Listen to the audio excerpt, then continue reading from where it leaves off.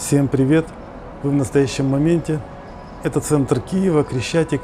И здесь постоянно можно видеть вот этих вот мирно медитирующих людей. Насколько я понимаю, эти люди не ради просветления здесь собрались. У них есть какой-то посыл. И похоже, это попытка привлечь внимание к каким-то проблемам в мире. Я думаю, если бы все люди решали свои проблемы так же, как они, то войн больше не было бы. Но, к сожалению, мир привык решать свои проблемы при помощи оружия. И сегодня мы посмотрим на то, что остается от оружия, когда ему противостоит другое оружие. Друзья, а теперь мы решили сходить на стеклянный мостик пешеходный киевский с видом на Днепр. И сейчас пропетляем по улочкам быстренько и придем, покажем вам эту красоту.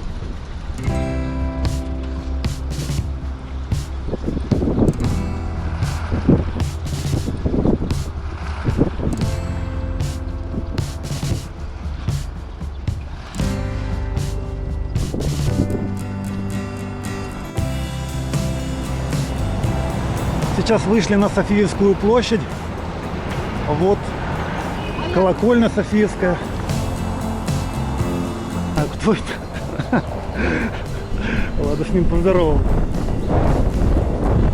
Ну-ка, приобними. Даже страшно обниматься, я просто постою. Да.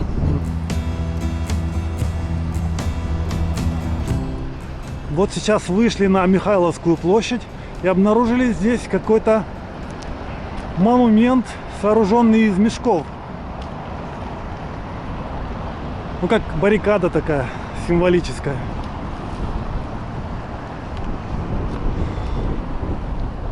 А дальше разбитая вражеская техника. Здесь какие-то надписи на иностранном языке. И сюда позвозили разбитую технику. Летом ее выставляли прямо на Крещатике, ее было там много, а сейчас вот осталась часть, это видно оттуда, свозили, это какие-то РСЗО, я так понимаю, вообще, может это БУК даже, я не в курсе, а это какой-то танчик с башней.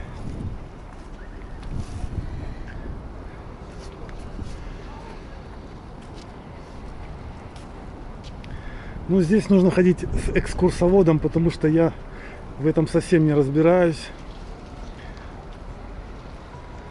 Знаю только одно, что это связано с полей боя. Видимо, из Киевской области здесь. Не только. Не только, да? И еще было где-то, да? Сумская, Киев, Буча. А это ракета, да? Или что?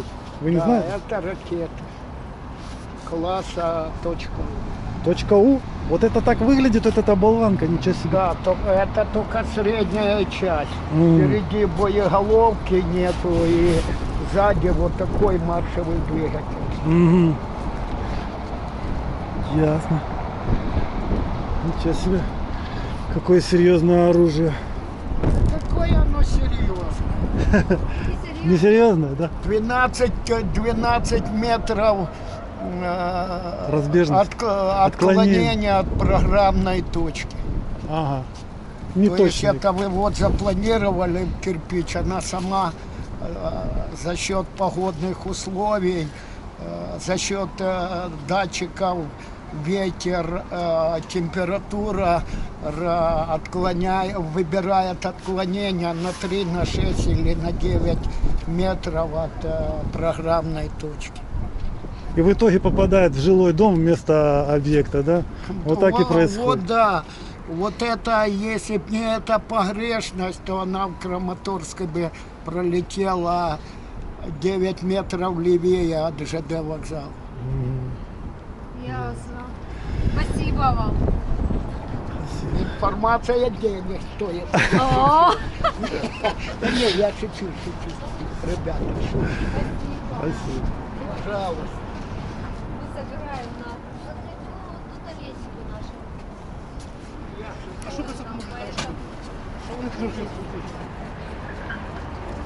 Без помощи полиции вони нічого не роблять. Ствол сфотографировать.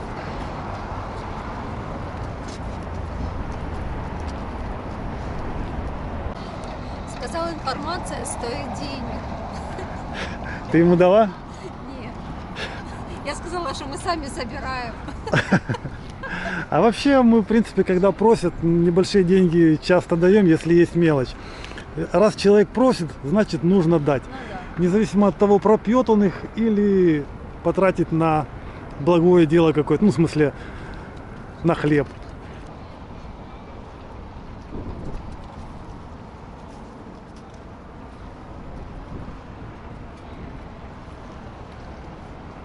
А знаете, о чем я думаю, когда вижу все это?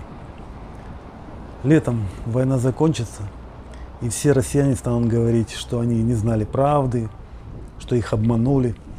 А может быть, будут толдычить мантру «не все так однозначно», а нам будет похуй. Потому что людей уже не вернуть. Раны не вылечить, инвалидам не пришьешь конечности. Города можно восстановить, но дождутся ли те, кому уже много лет? Единственный вопрос, который у меня возникает к россиянам: нахуя? Вот нахуя надо было это? Неужели не было других путей? Ну, это так, вопрос никуда.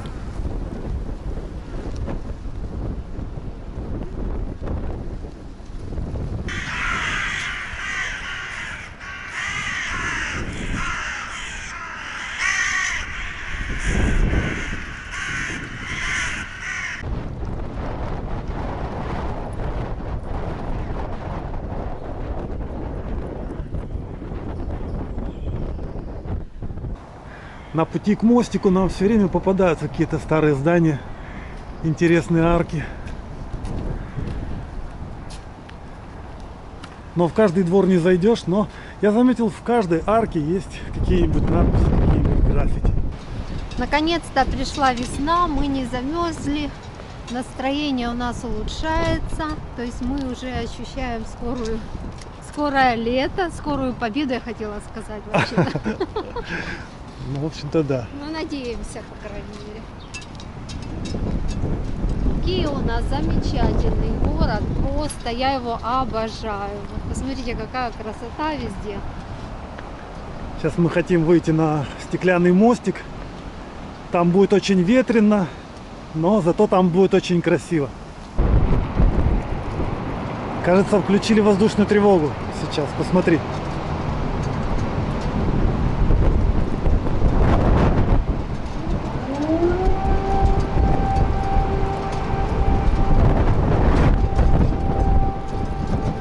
Воздушная тревога.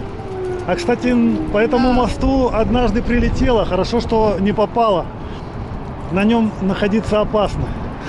Хотя 2 раза в одно место стрелять не будут, наверное. Как там, что там?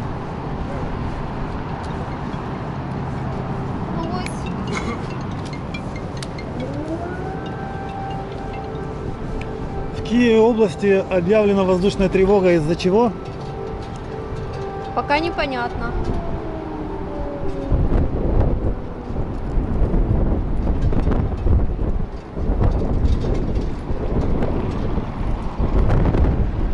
Что ж, друзья, к воздушным тревогам нам не привыкать, поэтому мы просто продолжаем свою прогулку.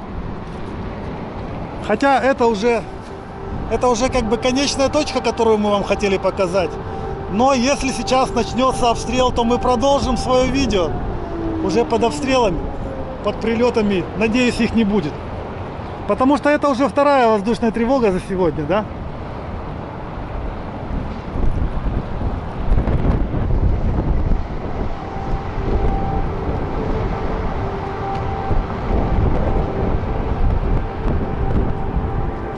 Как видите, люди не собираются вот на мосту стоят, никто спокойно гуляет, уже все привыкли к тревогам, никто не бежит никуда, ни в какие укрытия. Так тут, наверное, и укрытий нету. Укрытие.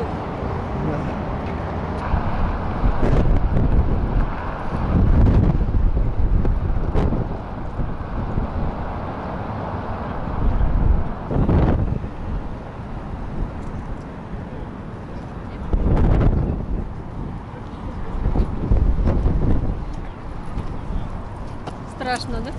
Да не страшно, я знаю. Оно не провалится. Как-то стрёмно, когда под тобой там такое.